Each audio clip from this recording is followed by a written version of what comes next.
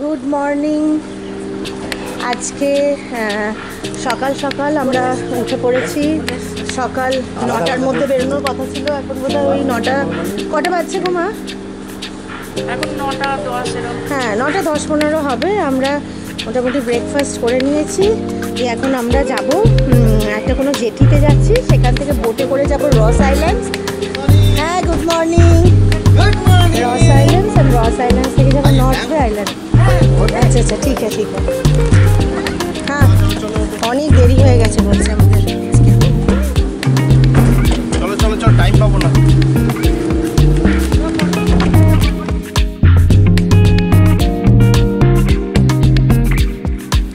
আমরা জেটিতে এসে গেছি। এখান থেকে বোট নিতে হবে, এখান থেকে বোট নিয়ে যাবো রস আইল্যান্ড। অনেক দেরি হয়েছে, রাস্তায় প্রচণ্ড জ্যাম ছিল। আর রাস্তায় আমরা কয়েকটা হ্যাট কিনেছি। আর্যর এটা নিতে ভুলে গেছি, আর্যর ক্যাপটা নিতে ভুলে গেছি। আর্যর সানগ্লাসও আমার ব্যাগের মধ্যে এখনো রেডি করা হয়নি। এই যে মায়ের হ্যাট নিয়েছি।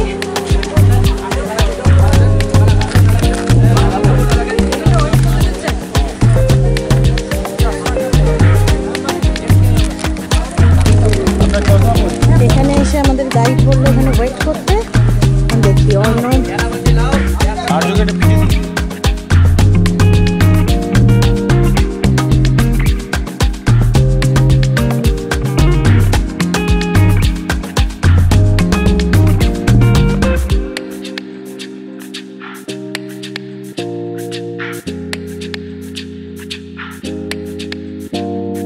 আছে দেখার ঘুরে ঘুরে। আর কিছু অ্যানিমালস আছে, ওরা মানুষের সঙ্গে থাকতে থাকতে ডোমেস্টিক হয়ে গেছে। র্যাবিট, ডিয়ার, পিকক যখনই আপনারা যাবেন আপনাদের কাছে দৌড়ে আসবে, কিন্তু কিছু খেতে দেবেন না। খাওয়ানো রেস্ট্রিকশন মানা আছে। এমনি আপনারা দূরে ফটো বগেরা করতে পারেন, কোনো সমস্যা নেই। আপনারা ওখানে দু রকমের ঘুরতে পারেন, একটা ওয়াকিং, একটা ব্যাটারি গাড়ি। ব্যাটারি গাড়িতে পারে করে চার্জ করবে, ওটা আপনাদের উপর যে আপনারা হেঁটে করবেন কি ব্যাটারি গাড়ি। কত করে? ব্যাটারি গাড়ি 80 টাকা। ব্যাটারি গাড়ি আপনাকে। তারপরে আপনারা চলে যাবেন নর্থ বে আইল্যান্ড। নর্থ বে আইল্যান্ডটা আপনারা দেখেছেন হয়তো। কিভাবে যাবো নর্থ বে? সেম বোটে স্যার, যেই বোটে যাবেন সেই বোটে আবার সেম। আজকে আপনাদের বোটটাই পুরো আপনাদের। তারপরে চলে যাবেন আপনার নর্থ বে আইল্যান্ড। নর্থ বে আইল্যান্ডটা যেটা পুরানো 20 টাকার পিছনে যে ছবিটা আছে সেটাই হচ্ছে নর্থ বে আইল্যান্ড। এই আইল্যান্ডটার নাম আরেকটা নাম হচ্ছে কোরাল রিফ আইল্যান্ড। এই আইল্যান্ডটা পুরো কোরাল থেকে ঘেরা।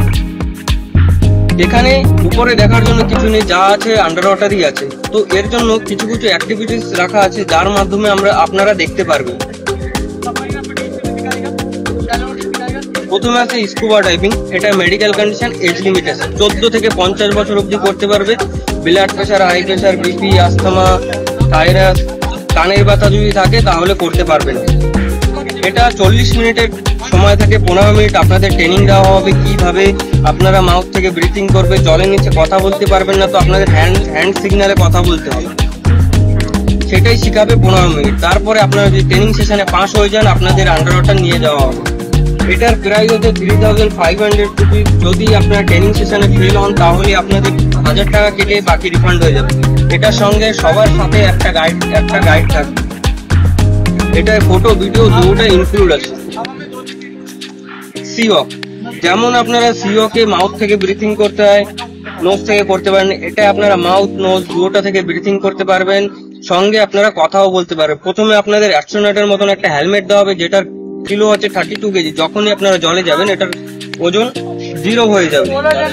এটাই আপনারা যে কোনো কস্টিউম পরে যেতে পারেন। 15 মিনিট ট্রেনিং সেশনে পাস হওয়ার পর আপনাদের নিয়ে যাবে জলের নিচে যদি পাস হন। এটারও প্রাইস হবে 3500 রুপিস। যদি আপনারা ট্রেনিং সেশনে ফেল হন 1000 টাকা কেটে বাকি সব রিফান্ড হয়ে যাবে। এই রেটগুলো সব পার হেড। আচ্ছা, এটা আপনার যে কোনো কস্টিউম পরে যেতে পারেন। স্কুবা ডাইভিং এ কস্টিউম, সিলিন্ডার বগেরা সবকিছু আমরা প্রোভাইড করবো। এটার সঙ্গে খালি শুধু ফটোগ্রাফি ইনক্লুড আছে। তারপর আছে স্নরকেলিং। যারা ভিডিও চায়, স্কুবা ডাইভিং করতে না পারে তাদের জন্য এটা বেস্ট। এটা একটা আধা ঘন্টার থাকে। প্রথমে আপনাদের একটা মাস্ক, একটা লাইফ জ্যাকেট, একটা রোল দিয়ে দেওয়া হবে। নিজেদের মাস্ক ইউজ করা যায়? আমাদের আছে স্যার, এই মাস্ক ওটা কি আপনারা এই স্নরকেলিং মাস্ক। হ্যাঁ, তাহলে ঠিক আছে। সেটা পরিয়ে দিয়ে আপনাদের জলের উপর শুইয়ে দেওয়া হবে, সঙ্গে একটা গাইড থাকবে যে আপনাকে টো করে পুরো কোরাল রিফ ঘুরাবে। এটা আধা ঘন্টা ডিউরেশন থেকে পার হেড 1000 রুপিস। এটা কোনো এজ লিমিট আছে? কোন এজ লিমিটেড, কোন মেডিকেল কন্ডিশন, আচ্ছা, সবাই করবে। মানে এই ছোট বাচ্চাও পারবে খুব চাইলে? সেট হচ্ছে না। হ্যাঁ হ্যাঁ, সেটাই আমাদের কথা। সাবমারিন গুলো তো সারা বন্ধ আছে। তারপরে আছে প্যারাসেলিং। যখনই আপনারা ফ্লাইং করবেন আপনারা 3-4টা আইল্যান্ডের ভিউ এমনি দেখতে পাবেন। এটা আপনাদের রস আইল্যান্ডের সাইডে কি হয়, যখন এটা টোটাল ডিউরেশন আধা ঘন্টার থাকে, প্রথমে একটা বোটে 500 দেওয়া হয়, তারপরে 1 by 1 করে আপনাদের ফ্লাইং করানো হবে। ফ্লাইং করাতে এটা কোনো ভয় নেই যে সাগরে পড়ে যাবেন বা ভিজে যাবেন। আপনাদের রোপের মাধ্যমে আকাশে ছাড়া হবে, রোপের মাধ্যমে আপনাদের ল্যান্ডিং করানো হবে। এটা ফটো ভিডিও ইনক্লুড নেই, যদি আপনারা ফোন থেকে করতে চান করতে পারেন, বা আপনারা যদি আলাদা ক্যামেরা নিতে চান তাহলে ওটা পেয়েবেল, ওটা আপনারা পে করে ইউজ করতে পারেন। আর স্নরকেলিং এর ফটো ভিডিও ওটাও নেই ওটা না? যদি আপনারা আলাদা নিতে চান নিতে পারেন। আলাদা ওখান থেকে নেওয়া যায়, সার্ভিস আছে? হ্যাঁ, সার্ভিস আছে। এটার পার হেড হচ্ছে 3000। এটা 3200 চলছে, তো এখন 3000 করে দিয়েছে। তারপরে আছে নৌকা চালানো। এই নৌকাটা পাল্টি হওয়া বা পড়ে যাওয়ার কোনো ভয় নেই। প্রথমে তো আপনাদের গাইড শিখিয়ে দেবে কিভাবে নৌকো চালাবে। যখন আপনাদের শেখানো হয়ে যাবে আপনারা এক বোটে 2 জন বসতে পারেন, সঙ্গে আলাদা বোটে আপনাদের গাইড থাকবে। ইনি যদি যেতে চান, আপনারা যদি 4 জন যান, দুটো বোটে আপনার 4 জন থাকবে, ইনি গাইডের সঙ্গেও বসতে পারবেন। যদি আপনাদের ফটো ভিডিও দরকার হয় তাহলে গাইডের কাছে ফোন দিয়ে দিলে উনি ফটো ভিডিও করে দেবে। এটা আধা ঘন্টা পার হেড 1000 রুপিস, 45 মিনিট 1500 টাকা। তারপরে আছে গ্লাস বটম বোট। এটা 10 সিটের থাকে, মাঝখানে একটা ম্যাগনিফাইং গ্লাস থাকে যেটার মাধ্যমে আপনারা আন্ডার ওয়াটার ফুললি ক্লিয়ার দেখতে পারবেন। এটা আধা ঘন্টার থাকে, এটার পার হেড হচ্ছে 1200 রুপিস। যদি স্যার আপনারা কোনো অ্যাক্টিভিটিস নেন, ওখানে গিয়ে করতে পারলেন না বা করার ইচ্ছে হলো না, বিকালে আপনাদের ফুল রিফান্ড হয়ে যাবে, টাকা নিয়ে কোনো সমস্যা নেই। তো আপনাদের দেখে নিন, আপনাদের নর্থ বেতে 2.5 থেকে 3 ঘন্টা সময় আছে। তো আমাদের রাহুল সরকার বলে অ্যাকচুয়ালি প্রথমে নরেনের কথা ছিল আমাদেরকে সব ব্রিফিং করে দেওয়ার, তারপরে ও হ্যান্ড ওভার দিল রাহুল সরকারকে। রাহুল সরকার আমাদেরকে রস আইল্যান্ড আর নর্থ বেতে কী কী করণীয় আছে না আছে সেগুলো ব্রিফিং করে দিল। যাক, আমরা মোটামুটি ডিসিশন নিয়ে গ্লাস বটম বোটটাই বুকিং করলাম। আর যদি ওখানে গিয়ে মনে হয় সি ওয়াকিং পসিবল তাহলে আমরা করবো, আদারওয়াইজ কিছু না। গ্লাস বটম বোটে 1200 টাকা করে পার হেড। কোথায় কোথায় 4800 টাকা পড়লো। এই দেখে দেখে আচ্ছা, কিরকম লাগছে তোর? কি শিখলি, কি শুনলি আজকে? গোটা সারা দিনের প্ল্যানটা কিরকম মনে হলো? কি হতে পারে, কি করবো আমরা? হ্যাঁ, আর দিয়ারকে একটু খাওয়াবো দাওয়াবো নাকি?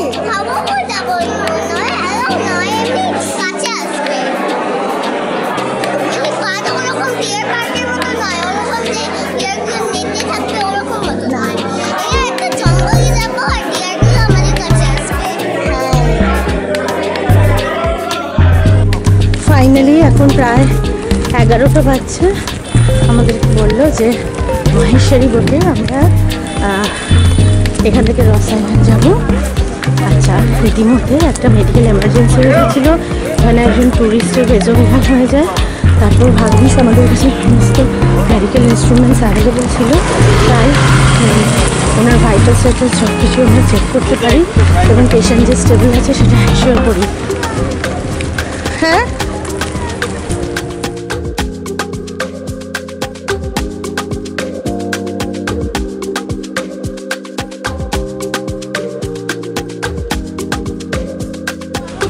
এরকম মাহেশ্বরী বোটের মধ্যে চাপলাম। এছাড়া আর একটা হোয়াইট কালার হলো ওই সেম বোট ছাড়লো, এর উপরে বসার অ্যারেঞ্জমেন্ট রয়েছে, আবার নিচেও রয়েছে, আমরা নিচেই বসলাম। আজ আমাদের সারাদিনের সঙ্গী মাহেশ্বরী লঞ্চ। আমাদের মাহেশ্বরী লঞ্চের যিনি গাইড রয়েছেন, রস আইল্যান্ড যাবার পথে উনি আমাদের এই আইল্যান্ডের যে ইতিহাস তার একটি বর্ণনা দিলেন। রস আইল্যান্ড এখন নেতাজি সুভাষচন্দ্র বোস আইল্যান্ড হিসেবে রিনেমড হয়েছে 2018-এ by our prime minister Narendra Modiji. Ross আইল্যান্ডের 1857 থেকে 1941 অবধি ব্রিটিশেরা ছিল। সেই সময় এটি অ্যাডমিনিস্ট্রেটিভ হেডকোয়ার্টার হিসেবে কাজ করত ব্রিটিশদের। এটা অ্যাকচুয়ালি 1857 এ ফার্স্ট ওয়ার অফ ইন্ডিপেন্ডেন্সের পরে পেনাল সেটেলমেন্টস এন্ড প্রিজনার্সদের জন্য তৈরি করা হয়। এখানে বিভিন্ন রকমের church, hospital, bakery and other colonial structures প্রচুর কিছু গড়ে উঠেছিল সেই সময়। ওয়ার্ল্ড ওয়ার 2 এর সময় এটা কিন্তু জাপানিজদের আন্ডারে চলে যায়। 1942 থেকে 1945 অবধি জাপানিজরা রস আইল্যান্ডে মানে রস আইল্যান্ড জাপানিজদের অধীনে ছিল। সেই সময়কার যে বাংকার্স আমরা কিন্তু আইল্যান্ডে গিয়ে সেগুলো দেখতে পেয়েছি, বাট এখন এগুলো পুরোটাই মানে ধ্বংসস্তূপে পরিণত হয়েছে। ইন্ডিয়ার ইন্ডিপেন্ডেন্সের পরে রস আইল্যান্ডের যে অ্যাডমিনিস্ট্রেটিভ সিগনিফিকেন্স ছিল তা অনেকটাই বা অলমোস্ট পুরোটাই কমে যায়। এখন এখানে শুধুমাত্র ব্রিটিশ এবং জাপানিজদের স্ট্রাকচারস, তার রুইন্স গুলোই আমরা গিয়ে দেখতে পেয়েছি। এটা অত্যন্ত গুরুত্বপূর্ণ একটি টুরিস্ট ডেস্টিনেশন। এখানে যেমন আমরা হিস্টোরিক রুইন্স দেখতে পেয়েছি, সেরকমই এখানকার ন্যাচারাল বিউটিও কিন্তু অসাধারণ।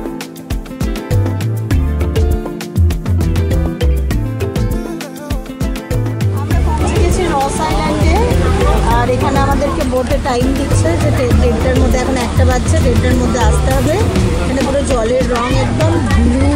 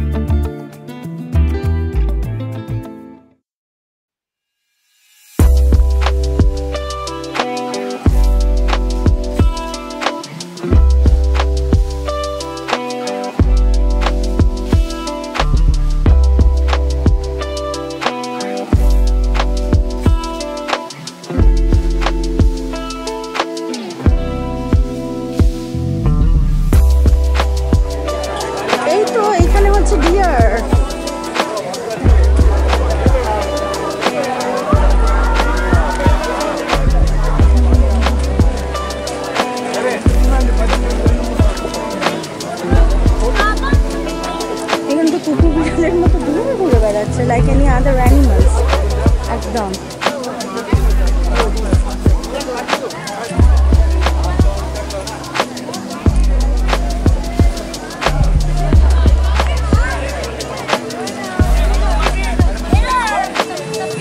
আমাদের কার নাম্বার 3 এসে গেছে।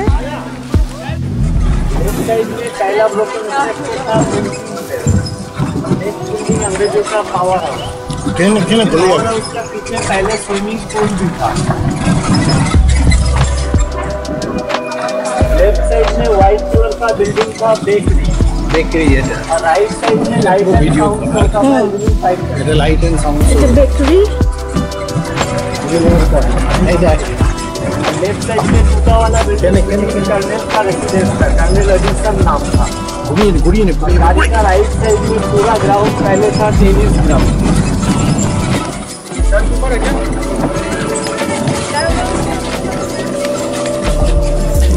এই ক্লাব এটা सबऑर्डिनेट क्लब, এইটা 3 रूम था, रेस्टोरेंट, बार और डांसिंग।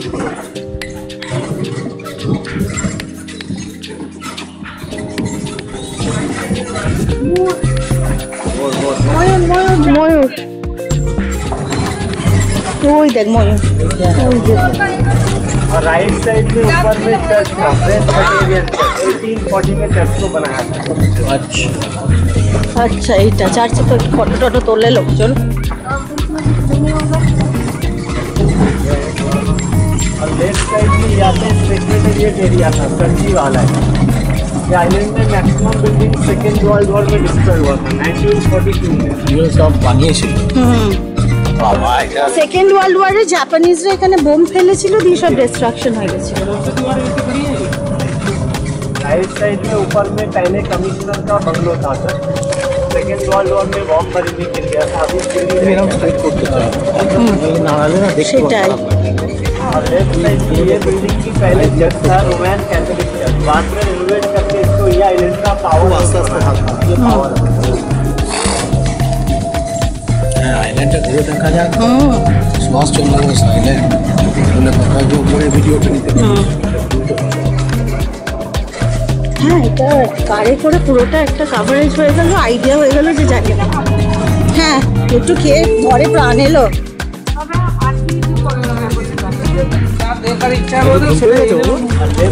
ভালো লাগবে আমরা ডিয়ারটা আমরা পাইনি और ये आइलैंड पहले बहुत बड़ा भी था।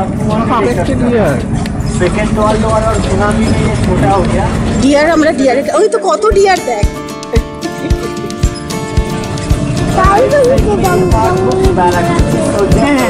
आइलैंड का लॉन्गेस्ट लॉन्गेस्ट क्या था बिल्डिंग था আচ্ছা, ট্রুপস ব্যারাকটা। सामने वाला बच्चा ये 165 ब्रिटिश सोल्जर्स का बैरक था।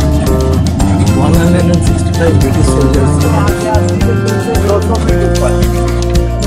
यहाँ पे आपको घूमने के लिए 10 दिन टाइम मिलेगा। 10 से 15 मिनट के अंदर घूम के आ जाइएगा। আচ্ছা, और यहाँ से रिटर्न जाए तो आप लोग कोई भी गाड़ी में रिटर्न जा सकते हैं। आप लोग का गाड़ी नंबर है 3 नंबर। आप लोग सभी लोग एक ही साथ वापस आना है।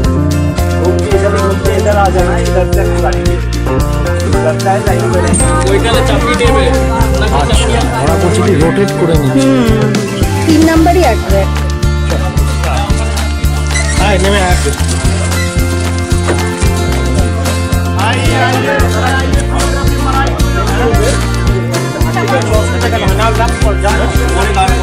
কোস্টাল ব্যাটারি কার, এই ব্যাটারি কারে আমরা এলাম।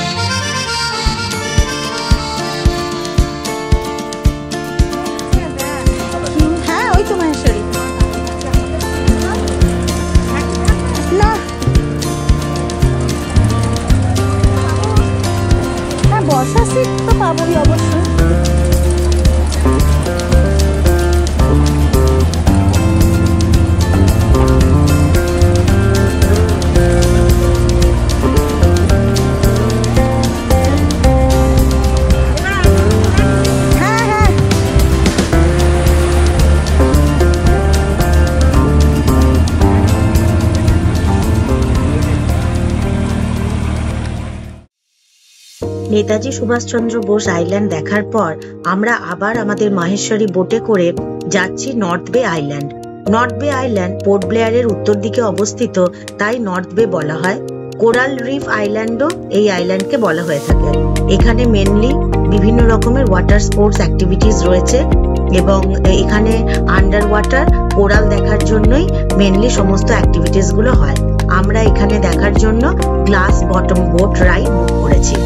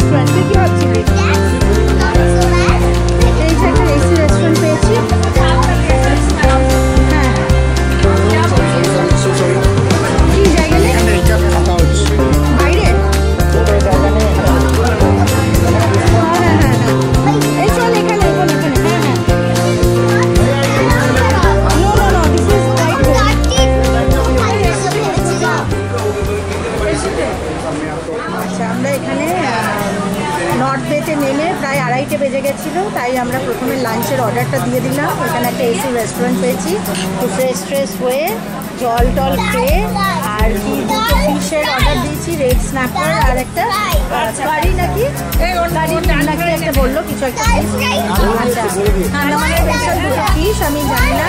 আচ্ছা আমাদের আচ্ছা আর আজও সেই যখন থেকে ইয়ে নিয়েছে মানে একটা মেনু কার্ড নিয়ে বসেছে আর যা পারছে তাই অর্ডার দিচ্ছে। হ্যাঁ শুধু চিকেন ফ্রাইটা আমরা সিলেক্ট করে অর্ডার দিয়েছি। হ্যাঁ চয়েস অফ আইসক্রিম। আচ্ছা ঠিক আছে, ওকে ওকে ওকে। হ্যাঁ খাবো না মানে সবাই খাবে। হ্যাঁ হ্যাঁ আমিও খাবো।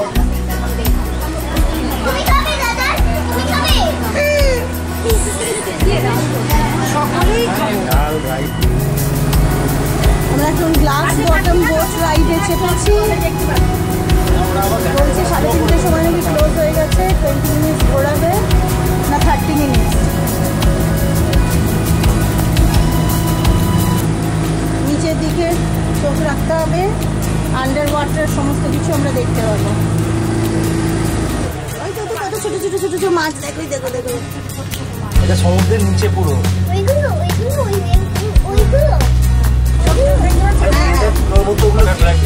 কোরাল, পেঁচা তুলোর মতোগুলো কোরাল আর তার মতো এইরকমভাবে প্ল্যানটা তৈরি মানে সমুদ্রের নিচে এটা পুরো পুরোটাই কোরাল আইল্যান্ড, পুরোটা কোরাল দিয়ে তৈরি।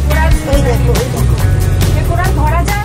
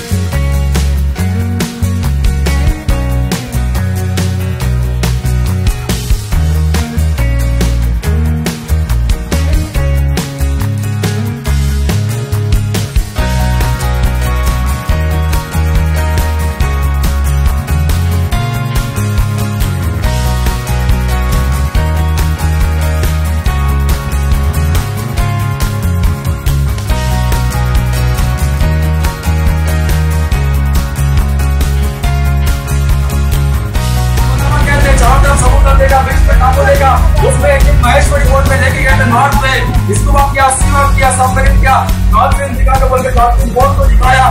एलिफेंट हम लोग लेके गए थे, बाबानगर बीच दिखाया, एलिफेंट दिखा के बोले एलिफेंट बीच को दिखाया।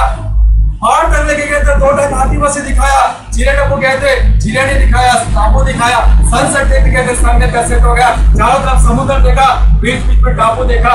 आप भी जाओ वही देखेंगे, यही कहेंगे ना सर? जरूर कहिए सर। हम अंदमान गए थे, पहले माथा टेका सेलुलर जेल में, क्योंकि जिसकी मालिकानी में आजाद तुम्हें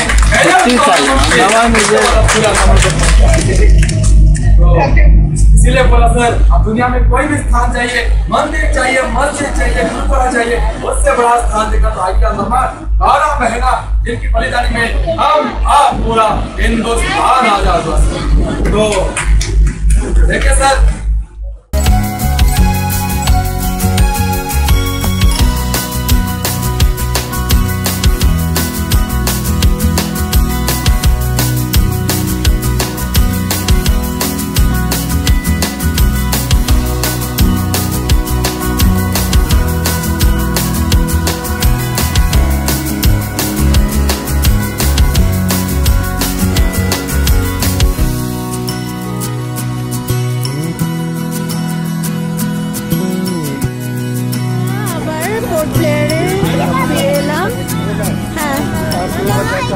সবাই বলছে আমি তোর পাশে আমি বসে খুব ভালো।